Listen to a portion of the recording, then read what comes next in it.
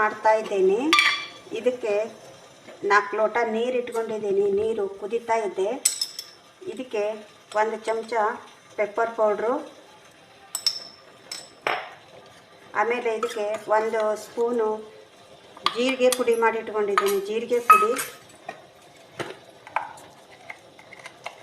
ಆಮೇಲೆ ಇದಕ್ಕೆ ಚಿಟಿಕೆ ಅರಿಶಿನ,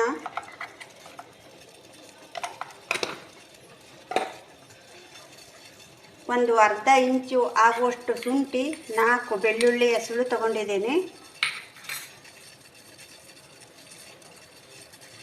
ಇವಾಗ ಇದಕ್ಕೆ ರುಚಿಗೆ ತಕ್ಕಷ್ಟು ಉಪ್ಪು,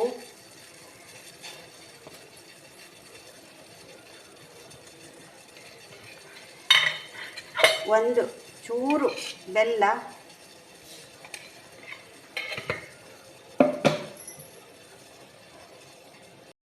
ಅರ್ಧ ಲಿಂಬೆ ರಸ, ಅರ್ಧ ಕಡಿ ಲಿಂಬು ಹಾಕ್ಕೋಬೇಕು.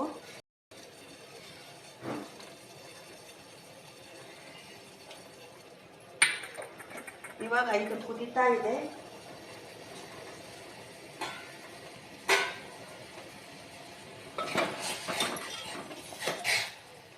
ನೋಡಿ, ಇದು ಥಂಡಿಗೆ, ಚಳಿಗಾಲ ಮತ್ತು ಮಳೆಗಾಲದಲ್ಲಿ ಥಂಡಿಗೆ ಭಾರಿ ಒಳ್ಳೆಯದು. ಥಂಡಿ, ಮೈಕೈ ನೋವು ಇದ್ದವರು ಇದ್ರ ಕುಡಿದ್ರೆ, ಬೆಳಗ್ಗೆ 1 ಲೋಟ, ಸಾಯಂಕಾಲ 1 ಲೋಟ ಕುಡಿದ್ರೆ, ಮತ್ತು ಮಧ್ಯಾಹ್ನ ಅನ್ನಕ್ಕೆ ಹಾಕ್ಕೊಂಡು ಊಟ ಮಾಡ್ಬೋದು. ಸಾರು ಚೆನ್ನಾಗಿರುತ್ತೆ.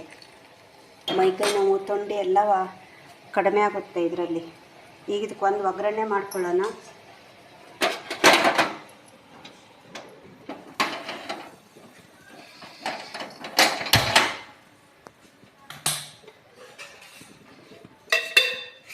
ಒಗ್ಗರಣೆಗೆ 2 ಸ್ಪೂನು ಎಣ್ಣೆ,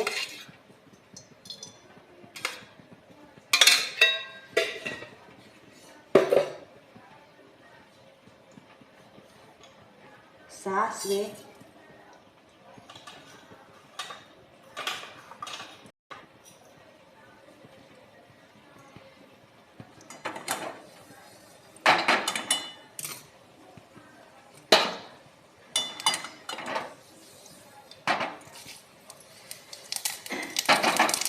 ಜೀರಿಗೆ.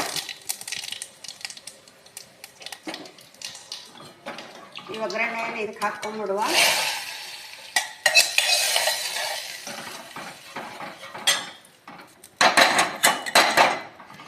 ನೋಡಿ, ಇವಾಗ ಈ ಸಾರು ರೆಡಿಯಾಗಿದೆ. ನೀವು ಊಟದ ಜೊತೆಯಲ್ಲಿ ಮತ್ತು ಹಾಗೇನೂ ಕುಡಿಬೋದು. ಆರೋಗ್ಯ ದೃಷ್ಟಿಯಿಂದ ಥಂಡಿಗೆ, ಮಳೆಗಾಲ, ಚಳಿಗಾಲದಲ್ಲೆಲ್ಲ ಭಾರಿ ಒಳ್ಳೆಯದು. ಲೈಕ್, ಶೇರ್, ಕಮೆಂಟ್ ಮಾಡಿ. ಹಾಗೂ ಗೌರಿ ಹೆಗ್ಡೆ ಯೂಟ್ಯೂಬ್ ಚಾನಲಿಗೆ ಸಬ್ಸ್ಕ್ರೈಬ್ ಮಾಡಿ. ಧನ್ಯವಾದಗಳು.